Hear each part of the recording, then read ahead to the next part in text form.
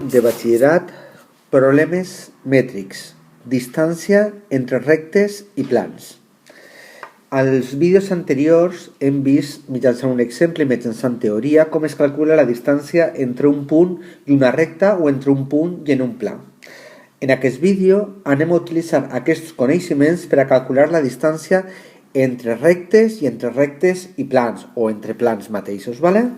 Bueno, comencem amb el vídeo. Punt 4, distància entre rectes i plans. En primer lloc anem a veure com es calcula la distància entre una recta i un pla. Distància entre una recta i un pla. Mireu en primer lloc aquests dos dibuixos.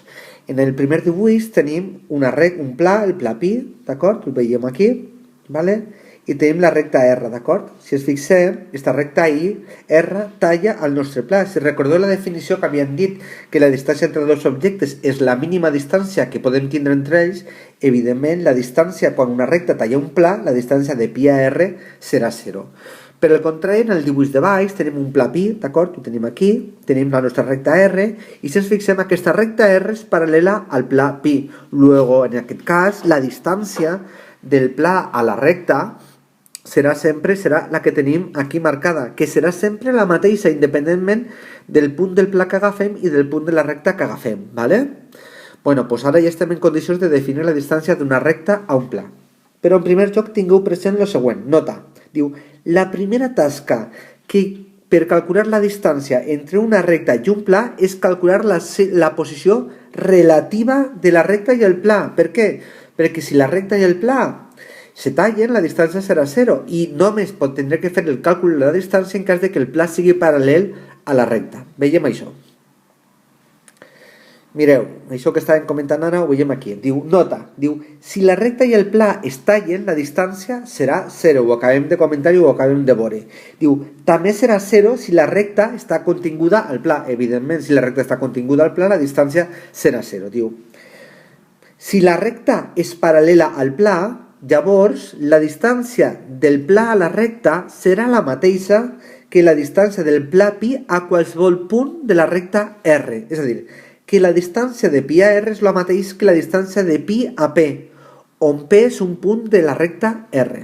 Gràficament, lo tenim aquí, tenim el nostre pla pi, tinc la nostra recta R, un punt P qualsevol del nostre pla, que per exemple pot ser el que tenim, i per tant la distància de pi a R no és més que la distància de pi a P.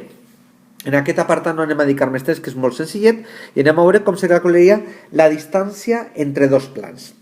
Al igual que en els casos anteriors, en primer lloc cal calcular la posició relativa dels plans. Sempre és la primera feina que tenim que calcular la distància entre plans i rectes. El primer és calcular la posició relativa. Per quina raó? Doncs mireu, és evident. Perquè si els plans es tallen o són iguals, la distància serà 0. Recordeu que la distància sempre és la mínima entre els dos objectes geomètrics. Per tant, si se tallen o són iguals, la distància serà 0. Si els plans són paral·lels, llavors la distància d'un pla pi a un pla pi' no serà més que la distància del pla pi a un punt P, on P és un punt del pla pi'.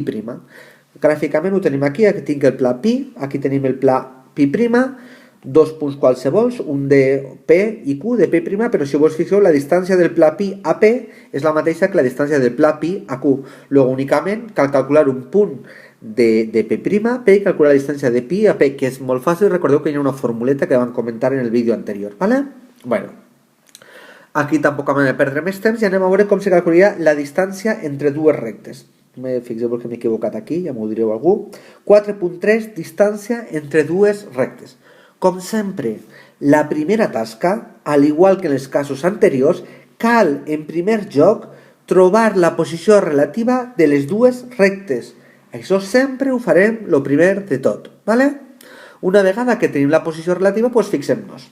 Si R i R' són paral·leles, llavors la distància de la recta R a la recta R' és el mateix que la distància de R a P, on P és un punt de R'. Si vos fixeu, en el vídeo anterior hem vist tres formes diferents de calcular la distància d'un punt a una recta. Si R i R' es tallen o són iguals, llavors, evidentment, la distància de R a R' serà 0. I si R i R' es creuen, aplicarem un dels mètodes següents. El cas complicat serà en el cas de que la recta R i la recta R' se creuen. Anem a veure els diferents mètodes que tenim. Hi ha 3 mètodes diferents. El primer mètode se'l coneix com a mètode del pla paral·lel. Tenim la nostra recta R, ¿vale? La tenim aquí. La nostra recta R', ¿vale? Lo que anem a fer és construir un pla pi que contindrà a la nostra recta R i serà paral·lel a la nostra recta R'. Evidentment, a una vegada que tenim construït aquell pla, la distància del pla pi a la recta R' és el mateix que la distància de la recta R a la recta R'.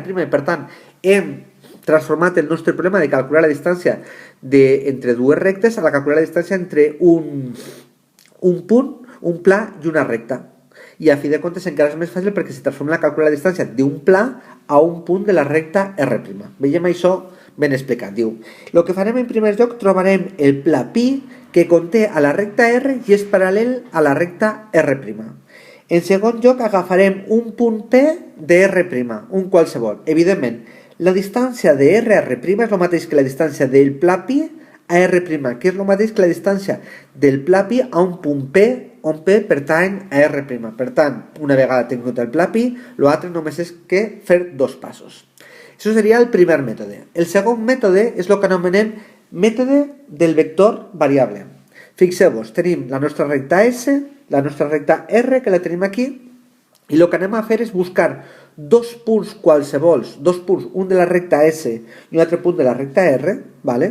Per tal de trobar el vector que anomenem RS, de tal forma que el nostre vector RS verificarà que el vector RS per V serà perpendicular i el nostre vector RS per el vector U també serà perpendicular, és a dir, estos punts R i S los buscarem de tal forma que siguin el que anomenem sempre punt genèric. Ja l'hem vist al vídeo anterior, el que era el punt genèric.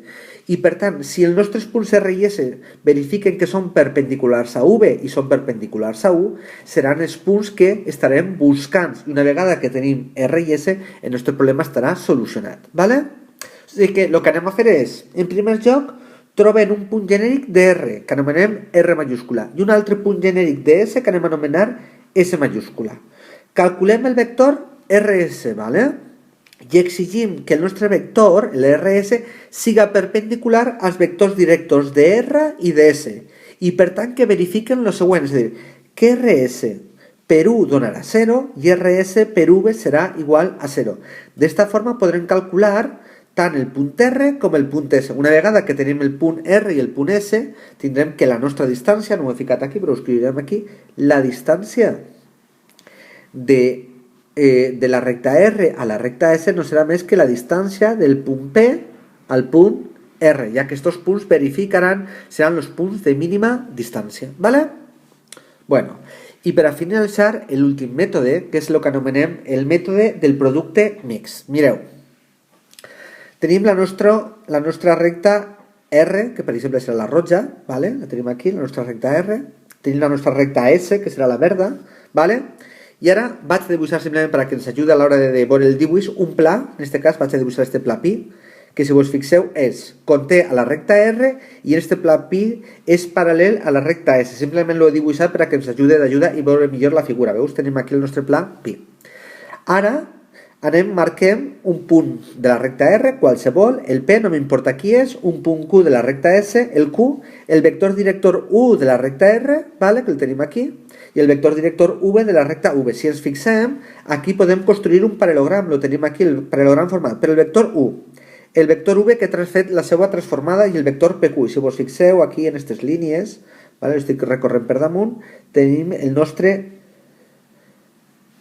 un paral·lelogram. Lo veieu el paral·lelogram? Vale. Què passa? Que el volum del paral·lelogram, ho havíem donat ja en temes anteriors, no és més que el mòdul del producte mixte del vector U per el vector V per el vector PQ. Però per altra banda, el volum del nostre paral·lelogram no serà més que l'àrea de la base, ¿vale? Per l'altura, que l'altura la tenim aquí marcada com H, ¿vale? Si us fixeu, l'àrea de la base no és més que, per definició, el mòdul del producte vectorial de U per V.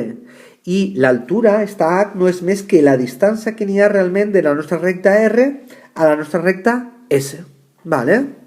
Luego, si és això, tenim que podem dir que la fórmula següent, que la distància de la recta R a la recta S no serà més que el mòdul del producte mix de U per V per PQ i partir per el mòdul del producte vectorial de U per V. I tenim una forma fàcil i ràpida de calcular la distància. De totes formes, aquesta per a mi no és el millor mètode per a calcular la distància entre dues rectes. Sí que probablement és el més ràpid, però no és el que després vos aneu a recordar.